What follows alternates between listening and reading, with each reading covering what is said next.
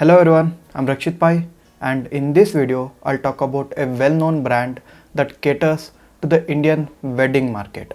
It is Vedant Fashions Ltd. Is it worth subscribing? Before I begin, don't forget to check the link in the description. I have written a detailed article on this company. So, shall we begin?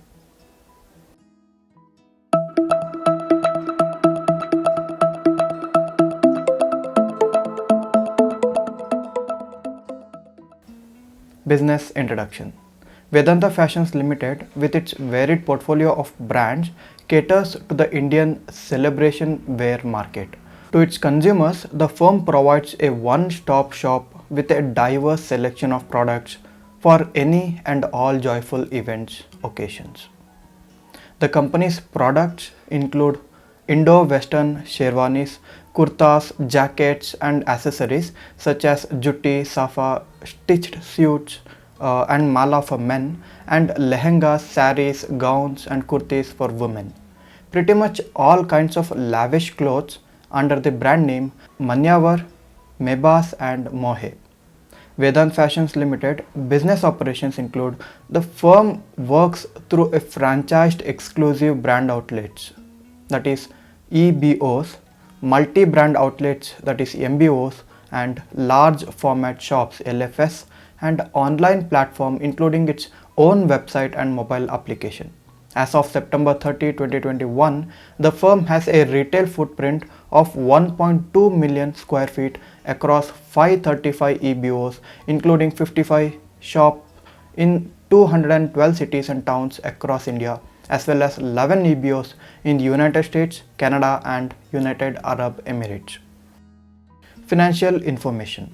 The Manyavar business earned Rs 98.41 crore in the 6 months ended September 2021 compared to a loss of 17.64 crore at the same time previous year because of China pandemic.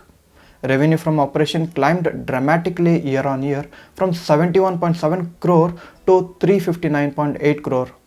It also earned 132.9 crore in profit for the fiscal year 2021. It earned Rs 132.9 crore in profit for the fiscal year 2021, significantly less than the 236.63 crore profit earned for the previous year, owing to obviously COVID led state lockdown. If not for the lockdown, the company for sure would have shown way better result than the one now we have. The company does not have any notable long-term debt other than lease liabilities and other current liabilities, which include refund liabilities, sales return and advance from customers. So debt-wise, the company's balance sheet is clean. In regards to liquidity position, company's cash and bank balance is extremely low. Even the IPO issues are not going for the company, so this is a cause of concern. But at the same time, the company has a lot of receivables and others in its books. Company has listed trademark, brand and others which include a carrying value of earlier acquired companies' goodwill, and these are valued at almost 160 crores, something to look at. Risk analysis. Number 1, niche business and niche market. The company's business is in marriage segment and allied activities, thus vulnerable to changes in consumer preferences. Number 2, business prospects depend on the strength of its key brands. Number 3, the organization of weddings, festival and other ethnic celebration may be affected by seasonal variations, which may adversely affect the business financial conditions and result of operation. Conclusion. Overall, the business is well established, well managed and has a strong product portfolio with notable brands and brand ambassador. The company is in this niche business with high competition from mostly unorganized players. Business needs huge capital requirement and operates with a thin margin.